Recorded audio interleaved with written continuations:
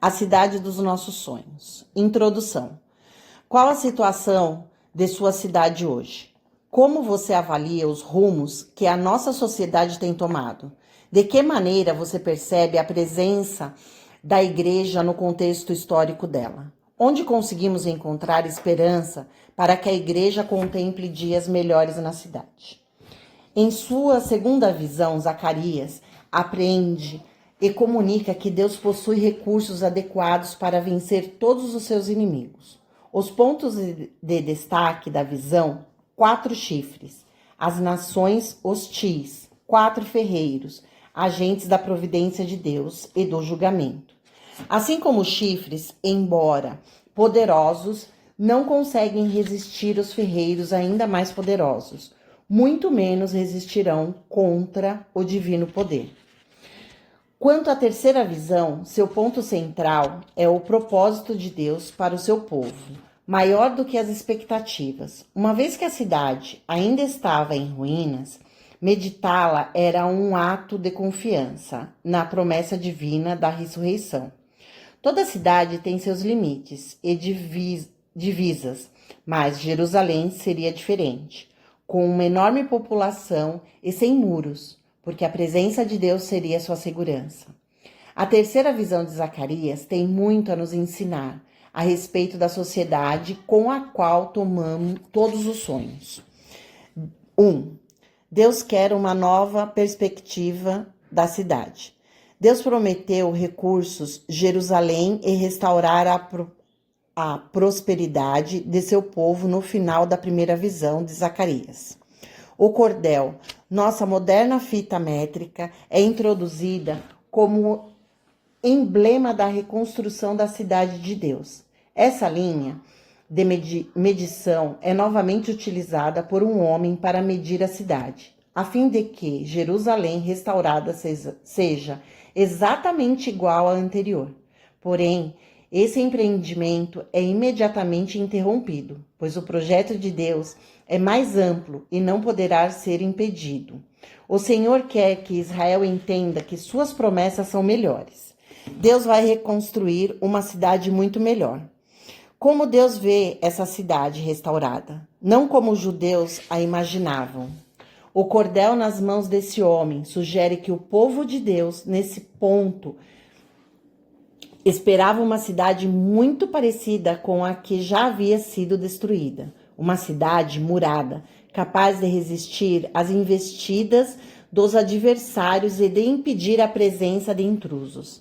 Mas não foi isso que Deus prometeu. Essa nova cidade será caracterizada pela sua extensão e sua segurança. E isso tem implicações para os judeus no passado, para nós hoje e para a igreja no futuro. A extensão. 1. Passada. Na verdade, a cidade abrangerá todas as nações. A Nova Jerusalém abraçará cidadãos de todas as tribos e línguas. Em alguma medida, Jerusalém se tornou uma cidade populosa e próspera após as visões de Zacarias. Mas a reconstrução de Jerusalém em nada se compara à magnitude dessa nova cidade. 2. Presente. Essa visão na nova cidade, numerosa e multicultural, encontra uma dimensão maior no Novo Testamento. Em Atos, a igreja cresce e se expande para as regiões mais longínquas da terra. A promessa de Deus feita a Abraão é a de Jerusalém aos discípulos se cumpriu. No livro de Atos, a igreja recebe samaritanos, gentios e romanos. A igreja ainda avança, embora possa perceber derrota aos homens. Porém, ela marcha vitoriosamente no cumprimento da promessa do Senhor de ser uma comunidade formada por diferentes pessoas. Mas há barreiras nela. Na comunidade formada pelos discípulos de Jesus, os muros que separam pessoas são demolidos. O compromisso da igreja é atrair todos para fazer parte dela. O que a igreja experimenta agora é uma antecipação do reino vindouro de Cristo. 3. Futura. Em Apocalipse, a cidade celestial mede 12.000 estádios, algo em torno de 2.200 quilômetros de comprimento, largura e altura. Esse é um tamanho simbólico que expressa a grandeza do que será a Nova Jerusalém. Suas dimensões são capazes de acolher um incontável número de pessoas, conforme a promessa de Deus. É por isso que ela possui muitas portas abertas. A entrada nessa cidade é plenamente possível a todos. Essas portas, porém, têm o nome de 12 tribos de Israel, e há anjos à entrada delas, ou seja, nem todo mundo vai poder entrar. O acesso a ela é permitido apenas aos que tiverem suas vestes alvejadas no sangue de Cristo, no sangue do Cordeiro, aqueles cujos nomes estão escritos no livro da vida. Apenas a Igreja de Jesus, o Israel de Deus, terá a divina permissão de adentrar aos portões que conduzem à morada eterna, cujos habitantes não choram, não sofrem, não morrem, não são mais injustiçados nem perseguidos. Zacarias também vislumbra a proteção incomparável do Senhor sobre Israel, a qual, semelhantemente, tem implicações para os judeus no passado, para nós hoje e para a igreja no futuro. B. A proteção. 1. Passada. Uma cidade sem muros e desprotegida, certo? Errado. Essa cidade sem muros é guardada pelo próprio Senhor. Deus será a segurança desse lugar restaurado. Muros são importantes, mas eles não são garantia de proteção infalível. Os fortes muros de Jerusalém, por exemplo, tombaram diante da fúria dos inimigos. Agora, porém, Deus diz que será como um muro de fogo ao redor dela. O fogo é uma grata lembrança aos judeus, cujos antepassados foram guiados e protegidos no deserto do Sinai, pela coluna de fogo do Senhor. O Senhor promete estar no meio do seu povo, para protegê-lo de todos os inimigos. Os israelitas presenciaram vitórias sobre seus inimigos no decorrer dos anos, mas não poucas vezes eles se viram novamente acusados e foram derrotados. Os muros foram derrubados e o templo do Senhor destruído mais uma vez. 2. Presente. A divina proteção não beneficia mais uma nação ou cidade específica e geográfica, mas homens e mulheres vindos de várias partes do mundo, que se curvarão diante de um único Rei, Jesus Cristo. Ele mesmo promete que as portas do inferno não vão poder conter o avanço dos seus discípulos. Jesus chama a si mesmo de o bom pastor, que zela pelas ovelhas, que o Pai lhe entregou. Ninguém pode arrancá-las das mãos dele. Perseguir a igreja é o mesmo que perseguir a Cristo. Em diferentes episódios de Atos, Deus frustra os desígnios dos adversários da igreja. Ainda hoje temos relatos de como o Senhor está agindo para não permitir que a igreja sofra. É verdade que há incontáveis casos de cristãos torturados e mortos todos os dias por amor a Cristo. Ainda sofremos duros golpes em nossa caminhada com Jesus, apesar da proteção e a presença dele conosco. 3. Futura. É na consumação do reino de Deus que a igreja será plenamente protegida dos inimigos. Na cidade santa é dito que haverá muros enormes. Esses muros são simbólicos. A linguagem de Apocalipse é outra, mas o sentido é exatamente o mesmo. O profeta entende que o Senhor será o guarda de Israel, como um muro de fogo ao seu derredor.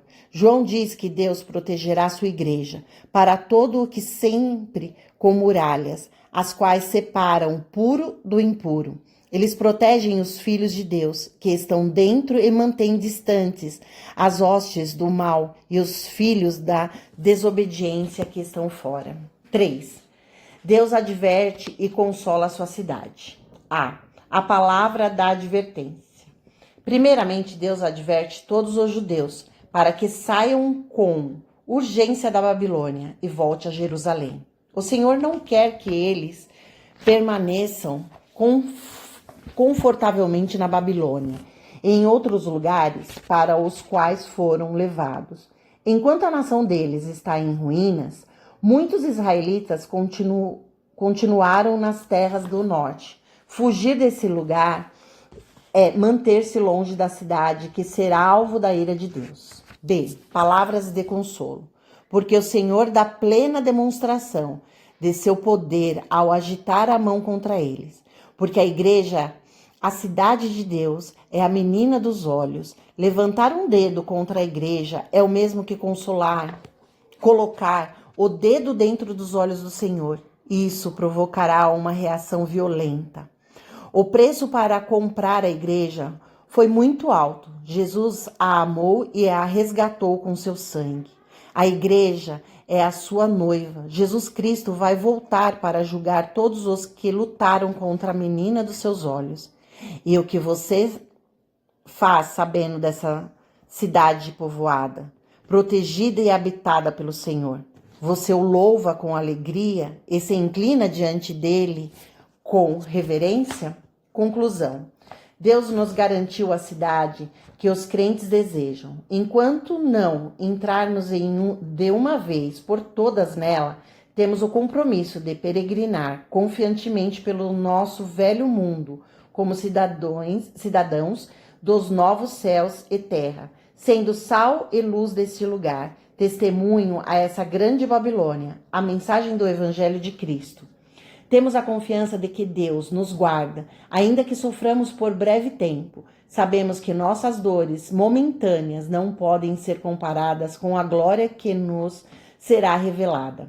O verdadeiro templo do Senhor, Jesus Cristo, foi destruído na cruz pelos homens, mas ao terceiro dia, o próprio Senhor o reconstruiu, ressuscitando dentre os mortos. Cristo carregou nossa culpa e pagou pelos nossos crimes para que obtivéssemos a cidadania celestial e permissão para entrar na cidade santa. Aplicação. Deus ainda está estendendo os limites dessa cidade. O número de habitantes na Nova Jerusalém ainda não se completou. Ainda há muitas pessoas que precisam ser chamadas a fazer parte dessa comunidade redimida. A igreja tem a missão de sair para as ruas e becos da cidade, convidando a todos indistantemente para o grande banquete do Senhor. Vivemos num tempo mau. Saiba, porém, que Deus o protege. Não crie mecanismos próprios de autoproteção, em vez de depender de Deus. Descansa no cuidado divino. Confie de todo o coração. Ele o ama e zela pela sua vida. Qualquer tentativa de fabricar uma segurança sem Deus gerar mais insegurança, medo e ansiedade. A promessa de proteção de Deus não é vazia. Ele realmente está cuidando de você. Os cristãos têm o compromisso de fugir da corrupção da atual sociedade, pois Deus irá julgá-la. Não somos deste mundo. A igreja é uma comunidade de exilados, forasteiros e peregrinos. Isso não significa que os cristãos devem viver alienados no mundo. Temos responsabilidades para com a nossa pátria terrestre. A igreja é chamada para dar testemunhos de Cristo no mundo. Amém.